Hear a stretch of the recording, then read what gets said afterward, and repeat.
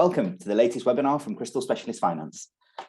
Today, we're talking all things specialist finance. So I'm delighted to be joined by three true specialist finance masters.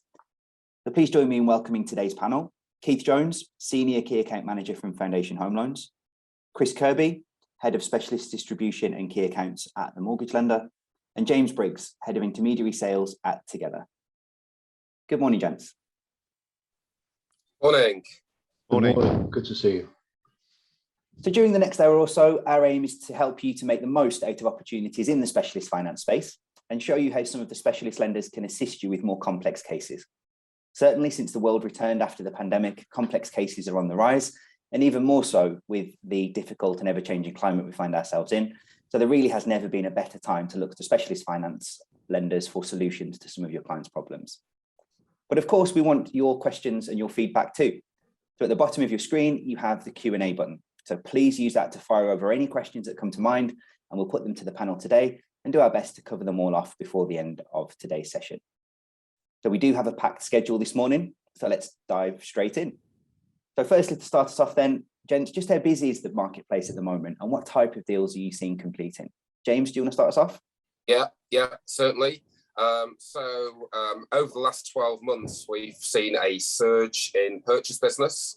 I think we all know the reason for that. There was those stamp duty incentives for clients, so that's been great for us. But I think it's fair to say the purchase market's starting to cool a bit now. Looking at some stats this morning, kind of April 21 versus April 22, there's a 14% reduction in purchases. So we're starting to see a shift in the types of cases that we're attracting. So we're seeing more remortgage cases, more second charge loans as people get their houses in order. And to complement that as well, we've just increased our LTV by 5% on remortgage business, which I'm sure you're aware of. So we now equalise LTV on purchase and remortgage to cater for that changing demographic. Excellent, thank you. Chris? Yeah, I think James has already touched upon it. The market is very, very busy at the moment. There's a lot of factors obviously affecting that. What we're seeing at TML, we are probably as busy as we've ever been. What we are seeing a lot of is the buy-to-let remortgage market is especially busy, and I think there is just a lot more, I'd say, consumer awareness that mortgage rates in general are going up. So there's a lot of brokers that are looking to secure, longer term fixed rates, both residentially and actually in the buy-to-let space for their customers as well. So we are seeing a lot more of our business on 5-year deals. I think affordability is a reason for that as well, potentially. But yeah, a lot more 5-year remortgage business than maybe what we would typically expect to see. Okay, interesting. So we're seeing a number of clients at the moment similar to that are coming back to us that maybe we're thinking about things a couple of weeks ago, whereas now they're saying, right, we can see rates are on the rise. Let's secure this rate now and jump in and make that application. Mm-hmm.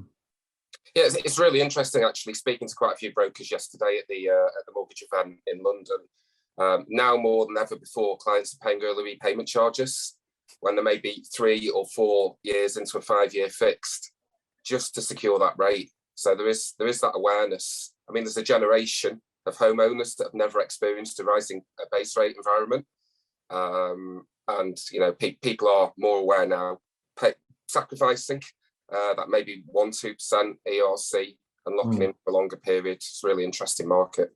Yeah, we spoke to a number of brokers yesterday that had said exactly that they'd never had to sell rising interest rates before. So for them, it had been a nice sale all the way through, whereas now it suddenly becomes a more difficult marketplace to operate in as well.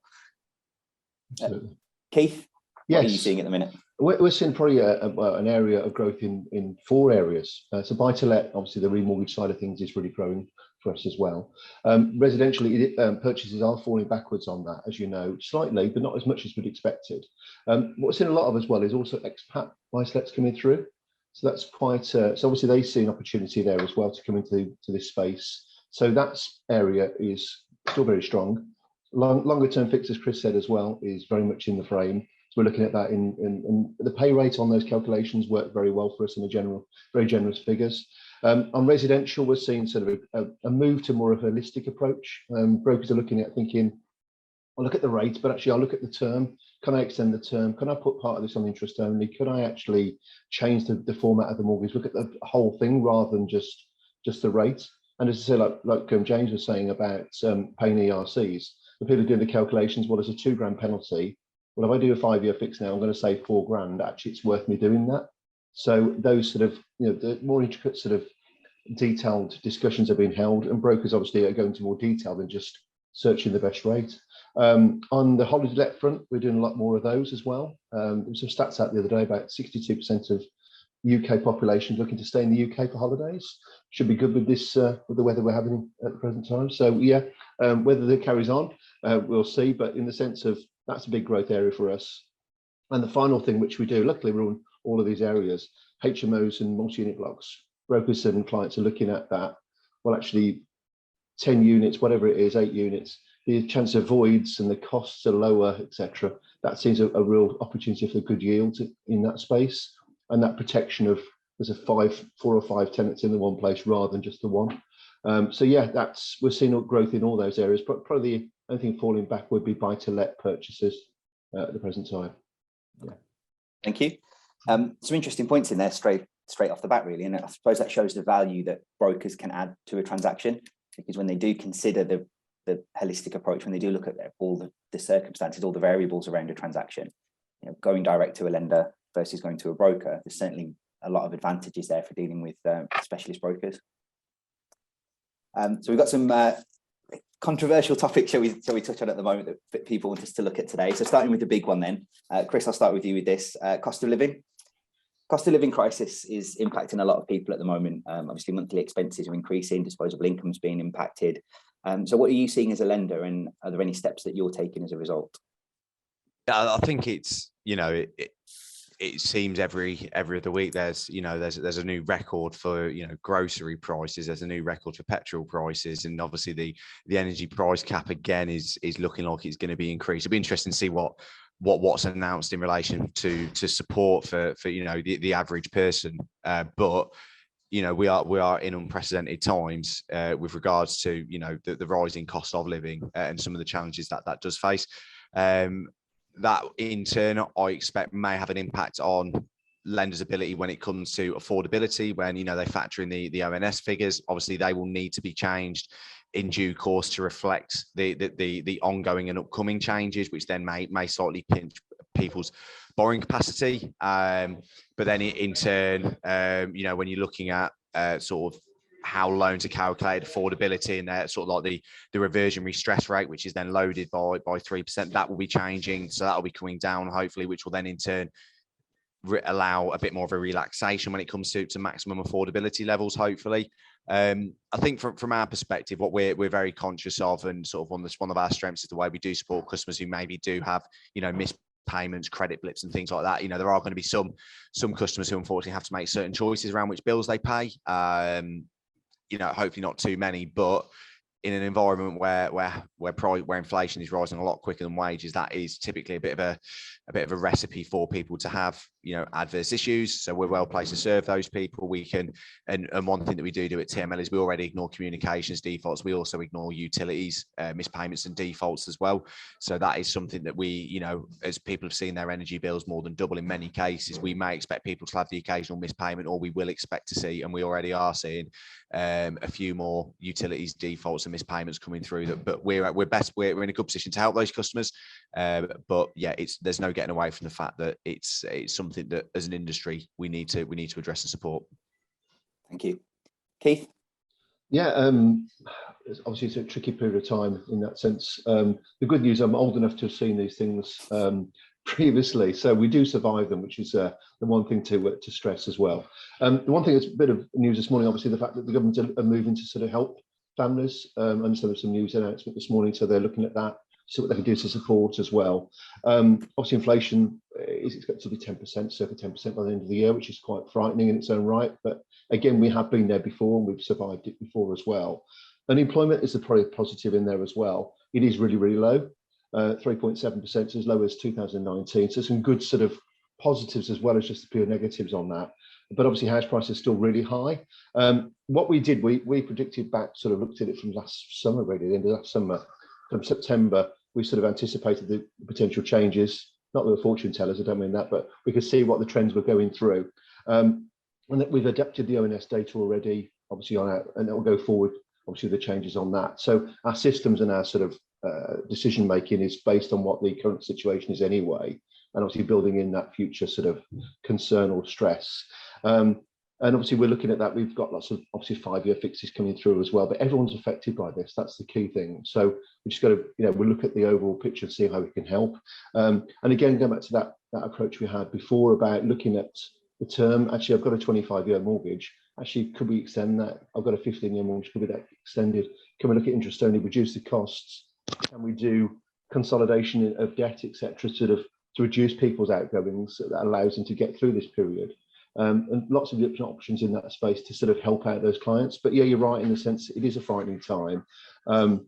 Just trying to what else is mentioned in here as well. And really a case of looking at other areas where we can help, such as the EPC areas. So in a way, we got rising costs. But again, is there a way of actually remortgaging, raising some cash to effectively improve your property, to get lower bills, to get to that EPC, ABC, that's a bit of a statement, isn't it? EPC, ABC status, get there to a point where actually you can improve the situation as best you can and potentially take advantage of rates now while they are still lowish, not as low as they were, and actually take advantage so you protect yourself as best you can going forward.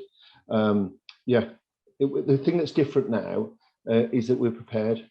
In 2007, it suddenly crashed overnight and suddenly thought, oh my God, what's happening now? We've seen this coming. It's all on the track. It's going to happen. And there's a lender and as an industry, I'm sure we're more prepared than ever in that sense, hence the discussion today. So yeah, for us, it's a case of getting things right, not for people to cancel life insurances and pensions and all that. Let's actually look at it, see what we can do, make that approach the right way, get people in the best possible place they can to weather the storm. So that's it. Yeah. Excellent. Thank you. James? Well, I'm really looking forward to Keith releasing EPC ABC on iTunes. But there's loads of great stuff that's been covered there, and yeah, I've seen the news about the 10 billion support package that's been announced this morning. So hopefully that gets through to the people who need it most. From our perspective, we're in the process of reviewing our ONS figures that sit behind our calculations. The beauty of the way that we work affordability is if the client doesn't quite meet those affordability preloaded figures, then we have the ability to look at a real world affordability calculation and what they're actually spending in each area. So those clients who have tightened their belts already and been responsible are not penalised by a one size fits or doesn't fit or whatever the case may be. So the only other thing that I'd probably touch on is as a positive, that there's a big percentage of the workforce in the UK who are working from home. I know you guys at Crystal have been very flexible with that approach for your teams. That is undoubtedly saving people a lot in terms of travel costs. So if we were to pull one positive out of COVID, it's that more pragmatic approach that employers have got. Yeah, certainly through the fuel crisis that we had a few weeks ago, we had a number of staff here ask if they could do extra days from home just to save on the fuel bills, which is something now that we can do, whereas pre-pandemic, as you touched on, James, we just didn't have the option to do that. Everything was office-based. Yeah. Although myself, I made the choice to move to an electric car last year. So it was ordered in the summer, delivered in February, just as the electric prices go up. So that was a beneficial decision from there. There's something that we touched on off air at the start. Obviously, we're not going to go into service levels or anything like that. We know how difficult it is out there in the market at the moment. Are you seeing any impacts on new business as a result of any of these changes? James, we'll jump straight in with you. Well, only to the extent that more clients are going through on the stated expenditure and not going through on the model. And we're probably winning some of those cases from traditional lenders where clients have fallen foul of the arbitrary affordability calculations, and people's income maybe has changed during the last 12 months, and they're falling foul of LTI limits, that kind of thing, which we're probably going to expand on in a little bit. But yeah, what I would say is there appears to be a lot of responsible clients out there and brokers that are taking a preemptive approach, which is good. They're not waiting till those accounts fall into default and CCJ. They're doing something about it now, which is great. And testimony to the education that firms like Crystal put out there. So bravo to you guys. Thank you. Keith, have you seen any impact on new business? We priced up last week just to sort of, in a way, to get ourselves ahead of the curve in a way. So service proposition wise, we're in a very good place, probably the best place we've been for the last couple of years. Last year we had sort of intense increase in volumes, which obviously caused stress with the stamp duty deadlines, etc. But service wise, so those predictions going through, trying to position where we are, where we should be, etc. We moved up, and there's a confidence about foundation in the sense of the maturity of us now to say, actually, we're going to move up. Actually, we're going to take that sort of step. We know the business is going to suffer, but going forward, we don't want to do business where it's not profitable for us and not the right thing. So service improves. We're then in a position where the market does move with us. We're back in that sort of competitive space again. So we've sort of positioned ourselves very well on that front as well.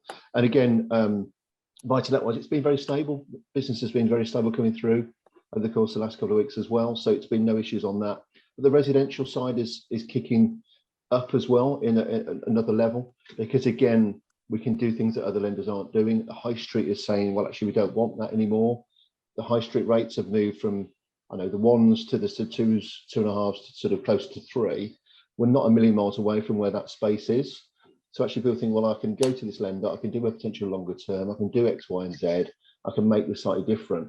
So buy-to-let is pretty stable. Residential is moving upwards, and people are looking at not just the rate, but actually the whole proposition.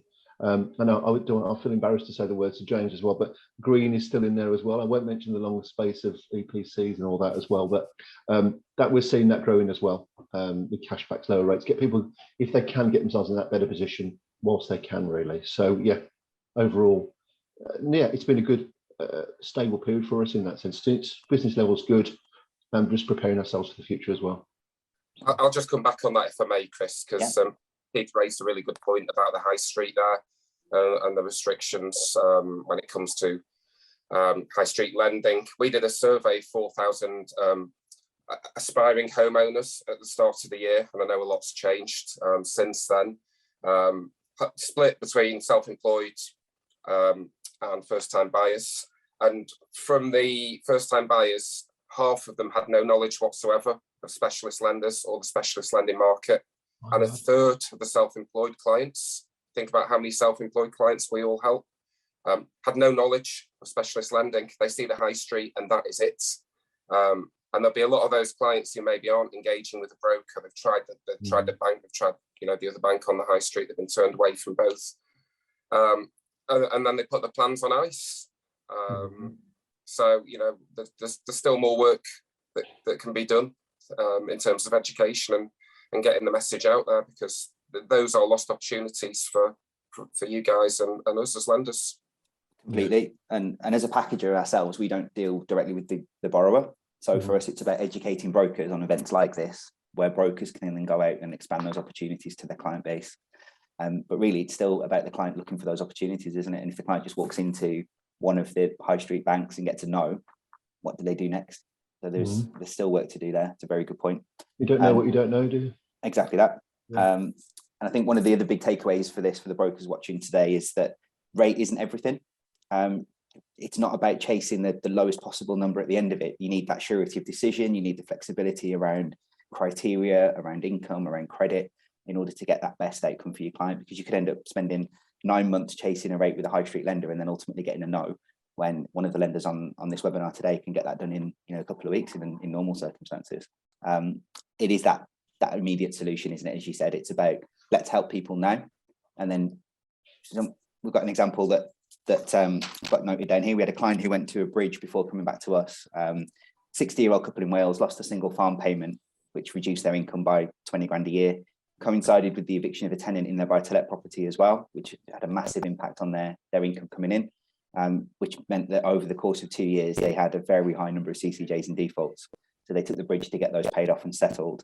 They managed to relet the property, redesign their business to support the new model. And we've managed to get them a couple of buy-to-lets secured across those properties with a specialist lender in order to get them back on track. And the ultimate plan there is within 2, 3, 5 years, whenever the credit's cleared back up, they've got access back to the mainstream finance markets again. And that's the real value that specialist finance can add to a broker's toolkit.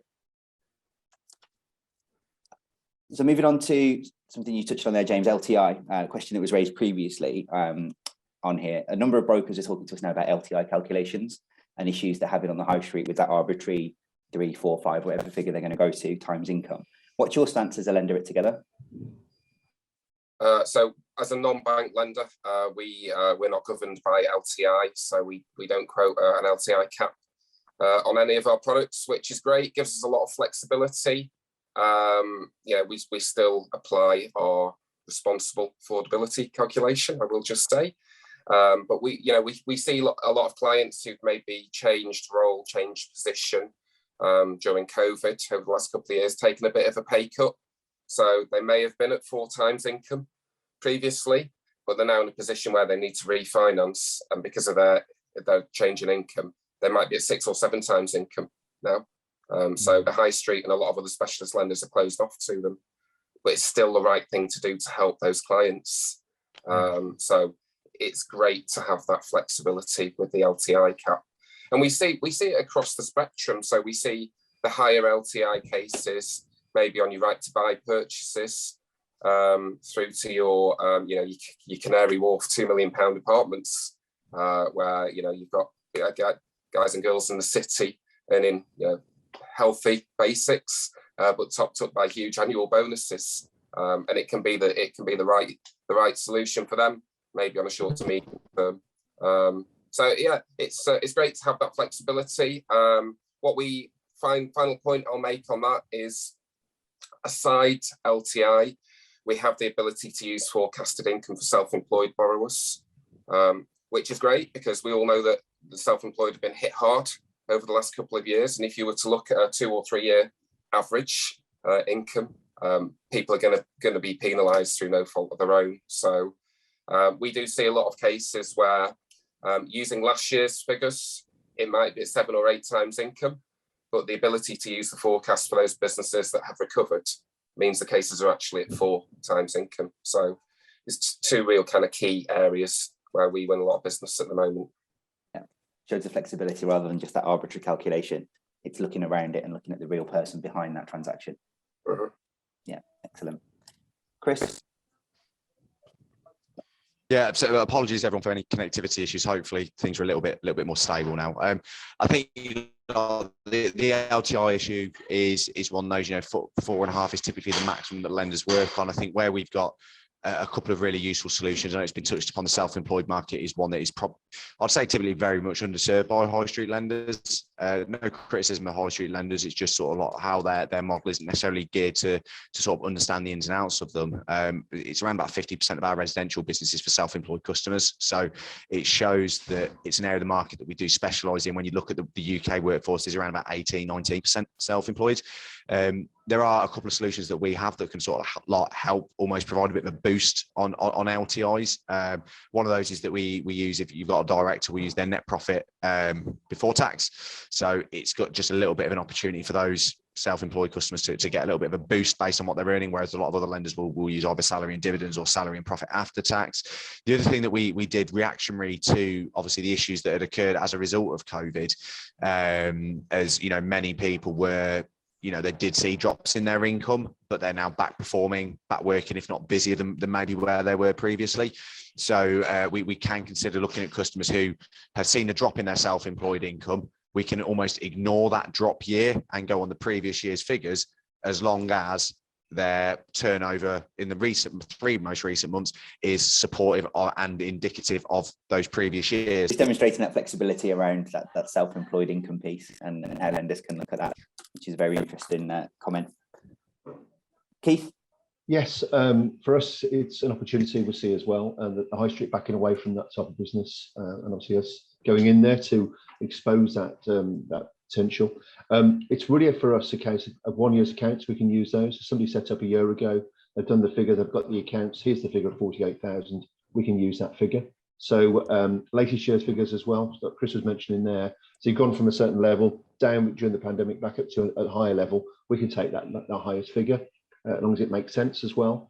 Net profit, again, we can look at that. So drawing 10 grand out, the 100 grand, actually the 100 grand is what we'll use. Probably one that's also big for us is using land and property income in its entirety. So as a buy-to-let lender, actually we're generating income for clients, or they are generating income. Why not use that as part of their overall residential income for that purpose as well? And overtime bonus commission, what we're trying to do is get as much in that overall figure to then use, rather than actually stretch the multiples to 6, 7, whatever it is. So we're just actually bringing it all into the frame, using typically around about a 4.5 times calculation, but actually got lots in there, so you can actually generate a higher figure. There's no debt to income ratios, so again, if people need to sort of change what they're doing as well on that front. And probably the thing that's also very useful, which I'll go to an example in a short while, is pound for pound remortgage. So again, we can go, it could be much higher, 6, 7, 8 times, etc., for the right clients in the right situation, if they are looking at remortgaging pound for pound. So I'll go through that in a short while. And also, final thing, professional mortgages. We do a 6 times multiple for professional mortgages, solicitors, accountants, surveyors, those sort of clients. We're in about 10 different professions, again, which has gone down well recently as well. It's only a recent thing we've done. So yeah, it's an opportunity for us as well, certainly. Yeah, so slightly different approach into the other lenders on panel there, where you do use the LTI, but you try and stretch the income that goes into it as much as possible, rather than stretching the multiple. Yes. Yeah. Interesting. Thank you. So linked to some topics that have been brought up already, and COVID issues, we're seeing more of a demand now from clients with adverse credit issues coming to us. Is there anything in particular you're seeing in the marketplace? I think we've lost Kris again there. James, do you want to take that one? Yeah, sure. Thank you. So we have a waterfall of products, as you know, Kris, from Prime Plus to Prime to Progress. Historically, I say historically, post-COVID, a lot of the business that we've been writing has been on the Prime Plus.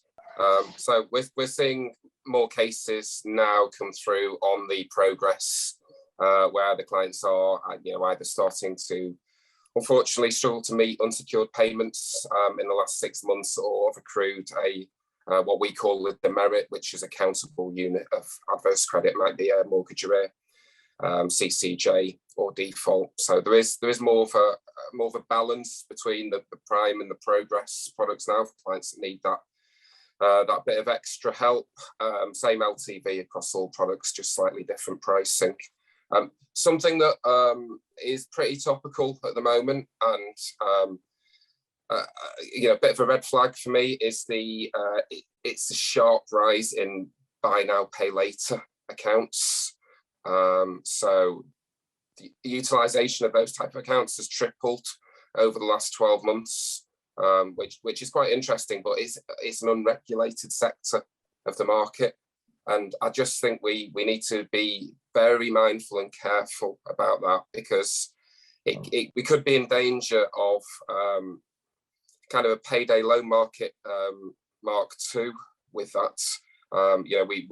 We all know those, and helped a lot of those clients 8-10 years ago, and typically you didn't see a client with 1 payday loan, you saw a client with 4 or 5 payday loans.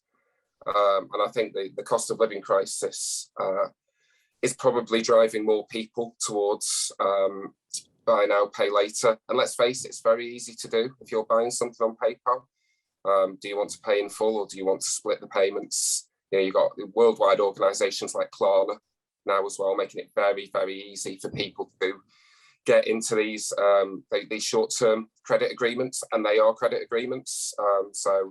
That's just something to watch, and something we need to be kind of mindful of, with it being unregulated especially. Yeah, that is an interesting topic. There was a story a couple of weeks ago about a football club that were doing that. that you could walk into a club shop and you could buy the shirts on buy now, pay later. So if you're a dad going in there with a couple of kids and they all want the new home shirt, you can walk out with it for £1 and you worry about paying for it later on, which it's a dangerous precedent, isn't it? Yeah. Chris, have we got you back?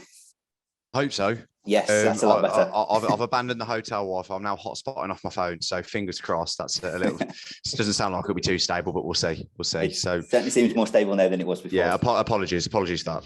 That's all right. So we're just talking about adverse credit. So we're seeing more clients coming to us with adverse credit issues and blips. What are you seeing from a TML viewpoint?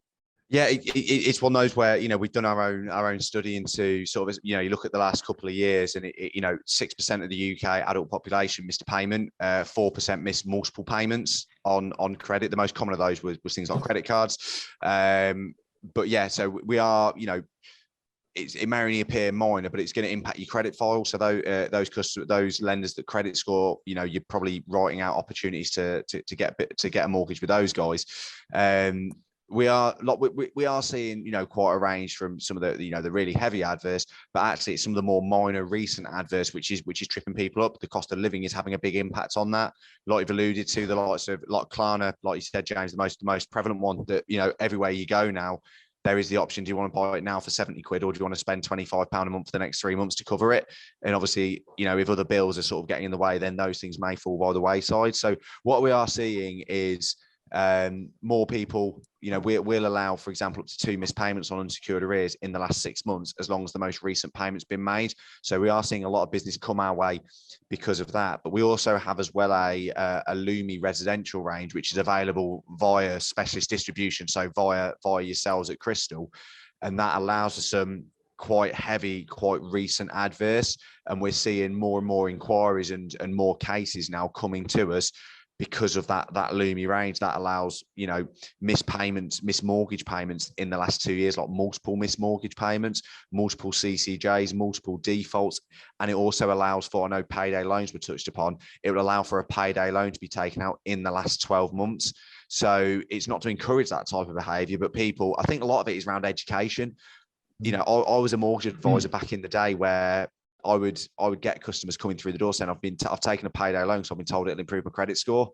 And obviously, hopefully we can avoid that type of situation. But there is still that mentality out there that getting a payday loan can demonstrate the ability to repay a debt.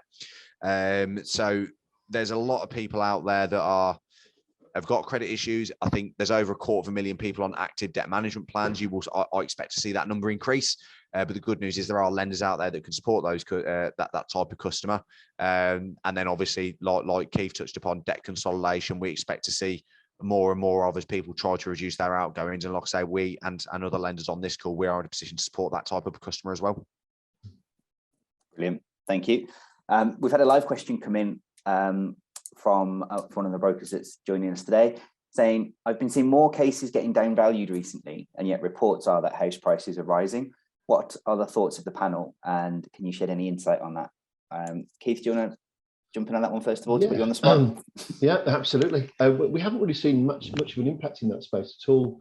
Down valuations, it hasn't been an issue. I'd say the odd case every now and again, but typically the problem you have is obviously a valuer goes out to that property, sees what they see, values it accordingly, and when the challenge is made as to, oh, it's worth more, the issue we have there is typically there's not information to back up that valuation from the client's point of view and the broker's point of view. So it's a case of, are we being accurate at the start, really, in the sense of the valuation?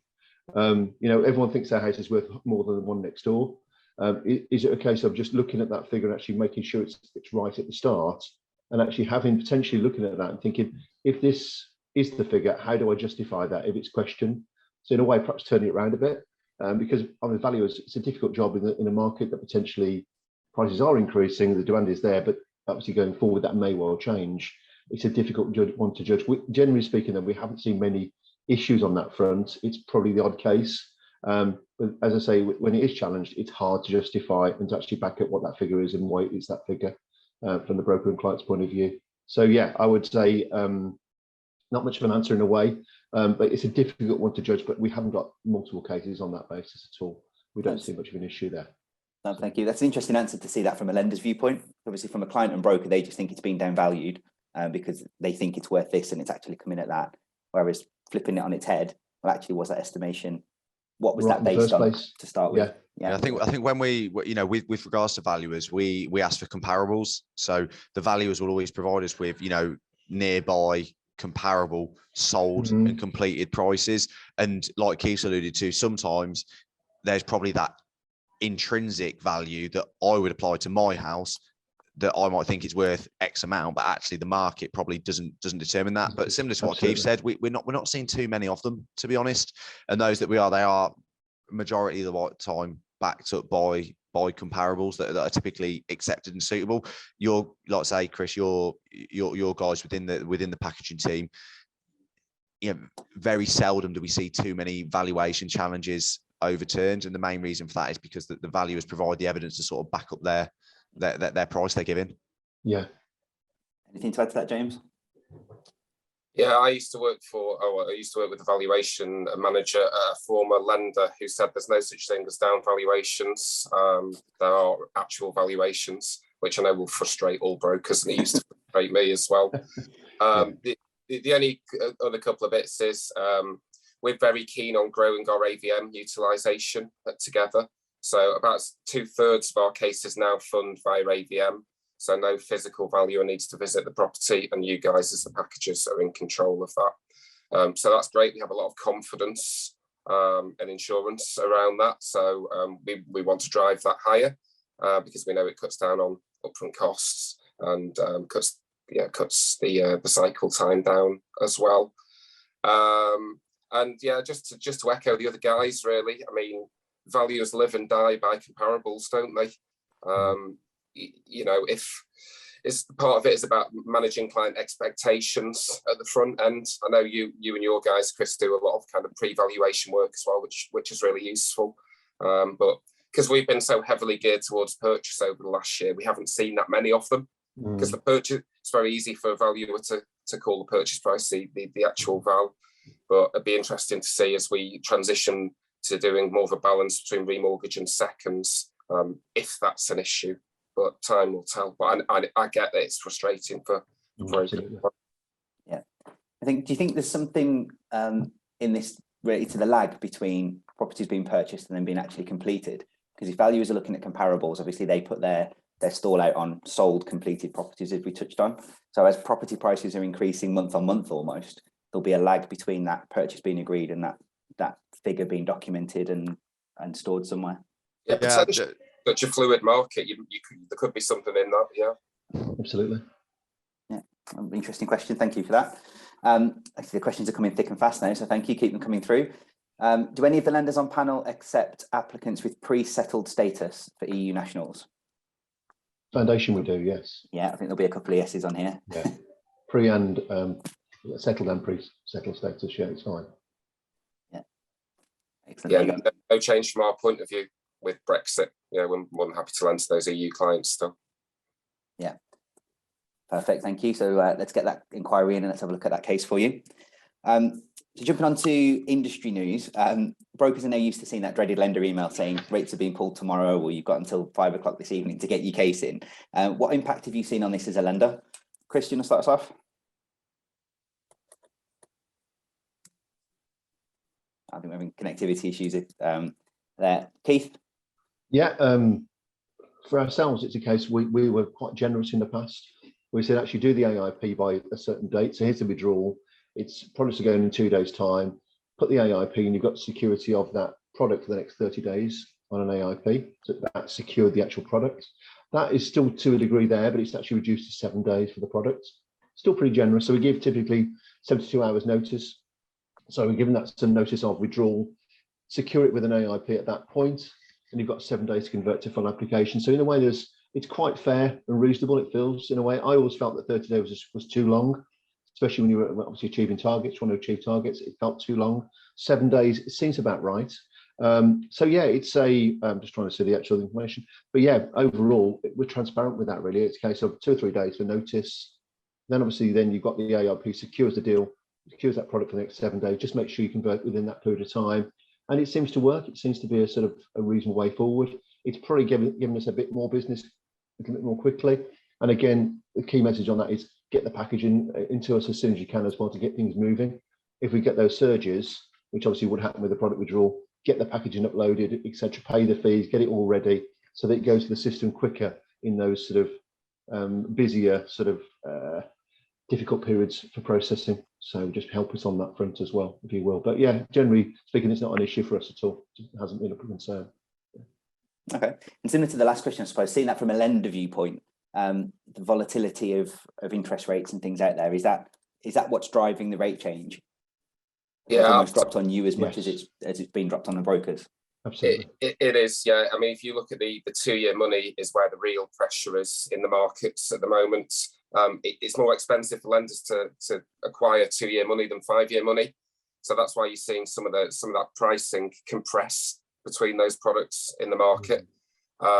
Yeah, the 2-year funding and the cost of those funds has accelerated far beyond the base rate increases that have been seen, which is driven by, you know, all of the worldwide instability at the moment. And you know, we're probably not through the worst of that yet. We're probably going to see at least another rate rise this year, which will have a knock-on impact for those non-bank lenders with those funding mechanisms. So speaking for Together's regulated side, once the application's in with us, even if it's not a rate that's available anymore, then we proceed on that rate. Only needs to do the latest product if there's a material change on the case, so income comes in lower, down values, needs to go onto a different product, that kind of thing. So, you know, we're as fair as we possibly can be with those. But we accept fully packaged cases only, so it's not a case of booking a rate with us like it is with some of the traditional lenders. We happily receive nicely packaged cases from Kris's team that typically go through to offer within a couple of days. So yeah, it's less impact with us because of that process. Brilliant, thank you. Kris? Yeah, hopefully, guys. Hopefully, everyone can. My microphone apparently stopped working, so I couldn't hear you guys. I could see you all, so I've had to dial in. But hopefully, everyone can see and hear me. So this is the third problem that I've had. Yeah, I think you know, like James touched on. You look at the market at the moment. It is, you know, the money markets for you know, not traditional non-bank lenders are becoming increasingly more expensive, and you know, the cost of, you know, swap rates and you know, us acquiring funds to lend has significantly increased. And to be honest, I'd say, and I'll probably speak for all the lenders on this call that are in the same situation, and other lenders that aren't on the call, the cost of acquiring funds has increased a lot more than what our rates have. So lenders are soaking up a lot of those costs to try and provide as much value as we possibly can. But however, that does then in turn have an impact on volume. So, you know, like I said, we're as busy as what we've ever needed, as what we've been. So that's why you will see there is this almost this sort of like a bit of an ongoing merry-go-round with rates going up, and then 2 or 3 lenders then follow suit, and you know, products changing. It's that regularity of changing products as well, which I very much understand for, you know, you guys at Crystal and the broker market. It can be very, very frustrating. However, what we will do is we will try and give as much notice as we physically can do. We always like to try and give 48 hours notice, worst case 24 hours notice, just to make sure that you guys have got enough time to liaise with the brokers that you are working with to make sure that they are not disadvantaged. They don't miss out on what is a good deal before, if rates do change. That's a very good point. Something that our team have been trying to drum into the brokers that we work with for over 12 months now is that make every day count message. We had a case during a bridging loan during proper COVID times when, you know, if there was an outbreak in the office, everyone had to go home. The client had got a deadline where he had to send some documents. The documents had to be received by a solicitor by a certain date in order to complete. The case was ready for 2 weeks beforehand, and the client was stalling over sending the document back. In the end, he did post it 2 days before it needed to get there. The solicitor had an outbreak of COVID in the office, so didn't receive the document. The client was hit with a £15,000 penalty from the bridging lender for going over term. And obviously it was everyone's fault for not receiving the document.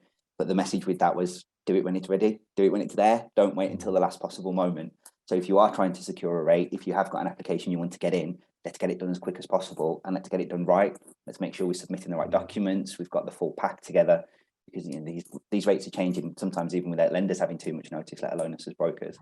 And let's make sure we're getting it right first time, and that we're that we are making every day count. Spot on. We've had a detailed question come in from Richard that says, while interest rates were low, there was a push from lenders for innovation away from price, so around criteria, around tech, things like that. Now that rates are increasing, do you see any change to that trend? Or do you think it will continue the way it was with lenders trying to innovate? Keith, we'll start off with you with that one. Yeah, I think lenders will carry on looking to innovate. The key thing on that point as well is the DNA of the word lender is the fact he wants to lend. So it will actually look to innovate regarding what rate it is, and look at solutions, look at how it can actually help the general population in the mortgage market. So I think it's a case of that won't stop. It'll carry on as before, but obviously in a different way. Our products and pricing team are really sorry, I'm under the course of my apologies for that. Literally, our pricing team is really on the money to actually make sure things are right, and they're sort of very, very keen to keep a breadth of the market. So yeah, there's no concerns on that at all. I think we're just going to innovate, and it's going to carry on for however long. Basically, I think there's no concerns at all on that front. I think it's just a case of it's just different numbers, and just have to innovate and work out how we move forward. Thank you, Chris. Yeah, I'll sort of echo what Keith said. I think lenders, I know that we at TML, for example, and other lenders in general will continue to innovate. And to be honest, customers need us to innovate. More and more customers are going to fall outside the high street criteria.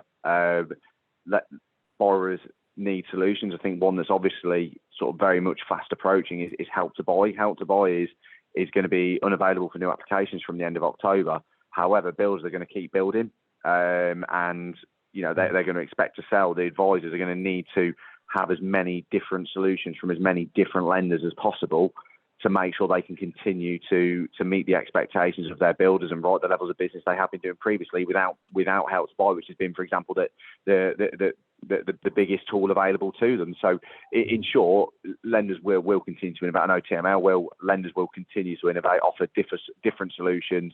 They will still obviously compete on rate, absolutely. But I think with specialist lenders like Foundation Together and TML, our lending is driven by criteria rather than rate. And you will just see a widening, a greater diversification of criteria, but also a variety of products rather than it just be, the standard product, 85%. There'll be, different products where it's, higher LTIs, inflation, deposits, all varying things that will make up what lenders do. So there absolutely will be a lot of change, but it'll be for the benefit of customers. Brilliant, thank you, James. Yeah, I'll keep this brief. What we don't want to do is lose our flexible and manual approach through technology. So we have, we've launched things over the last 12 months. We've talked about our AVM utilisation, the API links with HMRC, so you don't provide pay slips, paperless direct debit mandates. So we're still making that investment. But at the heart of what we do is non-credit scored common sense lending, and we'll never move away from that. Brilliant. Nice short answer there, thank you. James, I'll start with you with this one then. Can you give our attendees an example of a recent case which you feel showcases your criteria and ability at Together? Yeah, great. So this is a case that you guys funded last month, so thank you for the support. We had older couple, I say older, 65 and 66, unencumbered property, nice property, £2 million house in Hertfordshire. They wanted to help their grandchildren do them onto the property ladder. So it's a capital raising remortgage of an unencumbered property, 400 grand. There was a couple of complications with the case, which is why it came Together.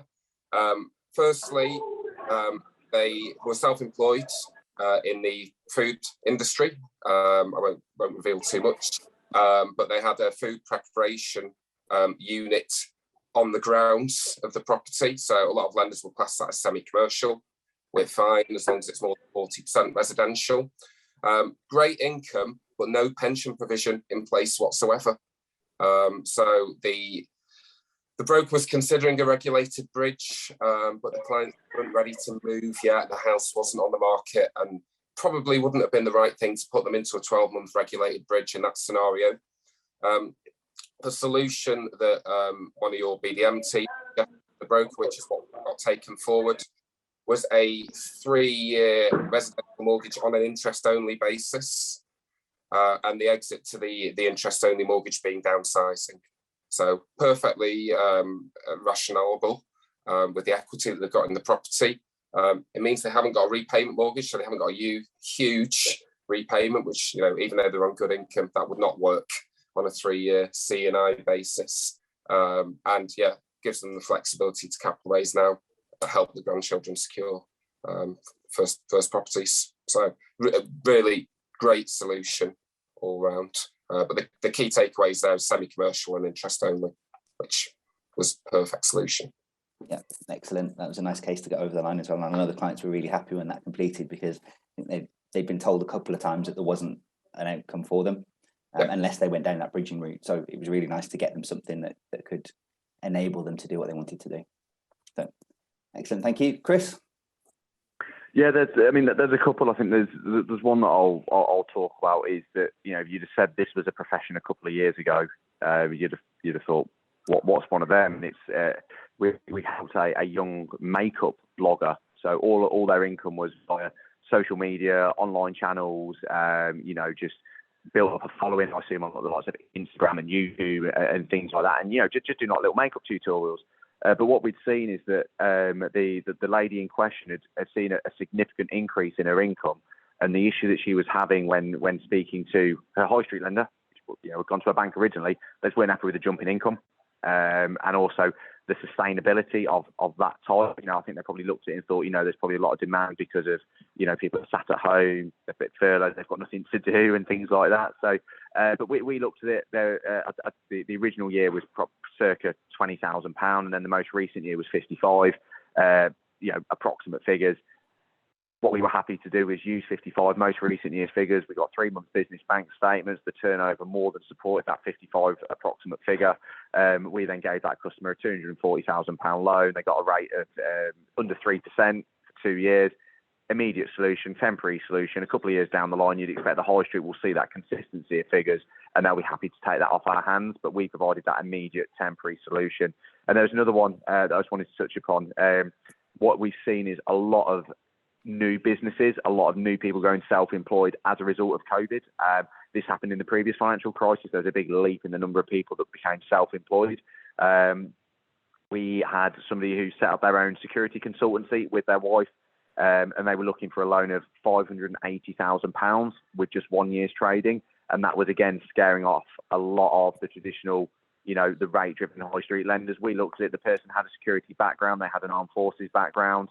We gave them the full £580,000 that they wanted. It was a sub 80% loan to value. We'd have happily done it up to 85%, and that customer at the time got a 2.5% rate with 1 year's accounts over £580,000. So there are, I think the key message is there are lenders out there. It's very much a case of, if you're a broker, engaging with Crystal, and because you guys, you know what we do inside out, you guys will liaise with your key account managers, liaise with the underwriters to make sure we get the most appropriate and the best solution for that customer. Excellent. Thank you. Keith? Do you want to, I've got a couple of examples. Do you want me to briefly go through those, because I'm conscious of time as well? Yeah. Yeah. The first one was one that was rejected by the high street, which you would imagine straight away wouldn't be rejected by the high street.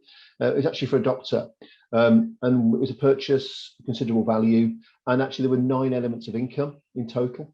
So there's NHS income, there's private practice income, land and property income at 100%. There's NHS pension, there was private pension, state pension, consultancy income, and we're able to take, because they're professional, all those incomes into account 100%, and actually do 6 times multiple on those as well, because they're profession. But one thing that's also added onto that as well, the other 2 elements of income with a partner, and again, that person's income as well as land and property income. And again, the professional mortgage allows that second person to have the 6 times multiple as well, regardless of them being a professional. So actually, we could take all 9 elements of income, all at 6 times, on a term to age 75. And again, the high street just didn't want that business. We were very happy to do it. It was relatively low loan to value, but again, looking at bringing all that income into the equation to make it work. So yeah, that was the first example. So the stuff that you would imagine would be, sorry, another call, my apologies, would be coming through to a high street lender, coming to us. And probably the second one is a pound for pound remortgage case. In a person in the process of divorce, had a mortgage of 234 grand in this example we had, and an income of 32,000, and actually wanted just to move across that mortgage onto a better rate to set themselves up and all fine on that front. The income multiple was just over 7.3 times. Again, we were to look at that and actually work out the solution, say we can ignore the multiple if actually the affordability works. So let's look at the overall scenario. Actually, most of it's on interest only. We can work that through.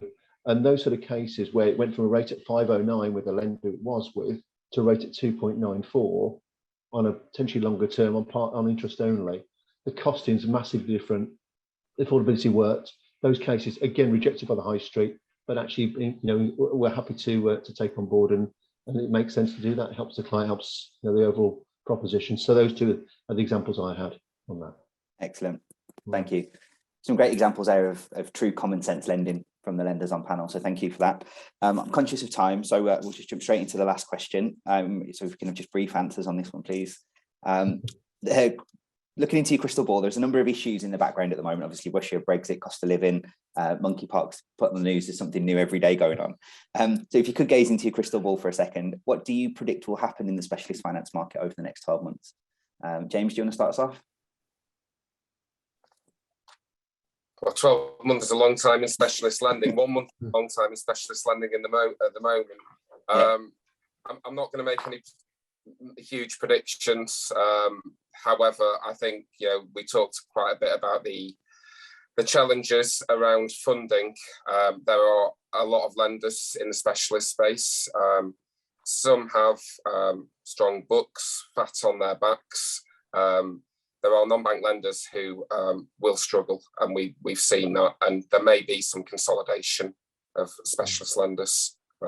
Hopefully that doesn't result in any redundancies in the market, but I wouldn't bet against some lender withdrawals or some consolidation between some of the smaller challenger lenders. Interesting. Kris?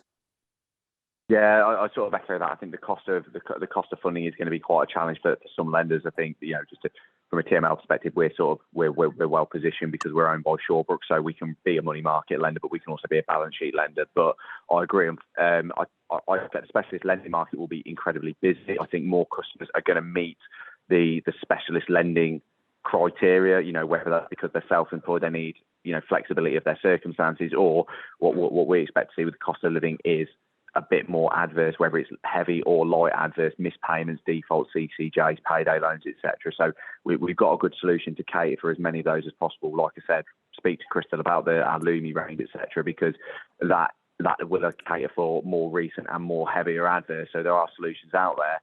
I do expect it's going to be a lot of customers, a lot of brokers are going to need education, I think, in relation to what lenders are doing. But it is going to be a busy time, but equally, yes, a very challenging time and potentially expensive time as well. I think rates they're already going up, and I don't think that's going to stop anytime soon as well. It's just making sure we continue to provide as best value and good service as we possibly can do. Thank you. Keith? Yeah, obviously with base rates potentially going to 2.5% by the end of the year as well. And I think in a way, looking back at the past, in 2007-8, 4.5%, 5% rates were pretty normal. So in the sense of, we've been there before to a degree. It's going to be less than that, hopefully going forward. So our view typically is that the buy-to-let space is going to be stable. People are still going to be buying there, still an opportunity for that longer term view rather than just the next 1 or 2 years. So that should stay in a reasonably decent space. The residential side of things is probably where the growth is. And again, as a specialist lender, like the other guys as well, there's real growth opportunity there. Manual underwriting and the sort of sensible approach of an underwriter looking at the case and saying, actually, we can do this pragmatic approach on the case. Let's actually make this work. So in that sense, the future is positive. We've been there in the sense that we got through, the credit crunch of when it was. We've gone through COVID, and we've gone through we're going through a war. There's a lot going on in the world, but actually the market is still happening. And it will innovate as well. It will work a solution out. It will sort of move forward. But you're right, James have said as well, there might be consolidation in there as well. And just hopefully that's as minimal as possible. But because we need those specialist lenders in there to help those clients at the same time. But overall, I think it's a case of that sensible approach, looking and being prepared as best we can, as to acting now rather than acting as the problem exists. It starts. Actually, let's look at it now rather than then. So positive to it as much as we can be at this stage. Excellent, thank you. I think as the high street market becomes more restrictive, as they become more cautious, as they look for opportunities almost not to lend at times. That just opens the door to specialist lenders much more. So from a broker point of view, there's never been a better time to look at specialist lenders. You've heard some examples today from the guys on panel about how they can assist clients and how they can get that moving for you. And that's just going to increase. If adverse credit increases, if income pressures continue, cost of living continues, more and more people will need more and more complex solutions. And we're best placed to help you out with that. So certainly keep your eye out on the educational material that both we bring to market and also the lenders. The lenders on panel here are very good at sending out information and social media channels and things like that keep you in the loop of what's going on. So keep your ear to the ground, keep aware of what's happening, and look outside of the box for those clients to make sure that you are helping out every client that comes into your office or comes to you for some assistance. Excellent. So some really useful topics there. Hopefully you've picked up some good takeaways from that and some good pointers to move forward. So I just personally want to thank James, Kris, and Keith for your efforts, your input, your knowledge today. That's all been very very useful, very interesting. And again, I think Kris, with the technology issues that you've had there, it really does show the going above and beyond from a specialist lender point of view to make sure we can still deliver.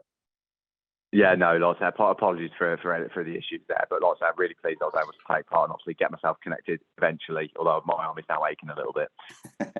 Excellent. Well, thank you, gents. Really useful as always. And to all the attendees, thank you for joining us. I hope you found that useful, and I look forward to seeing you next time on the next Crystal webinar. Thank you for organising. Take care all. Cheers. Bye-bye. Thank you.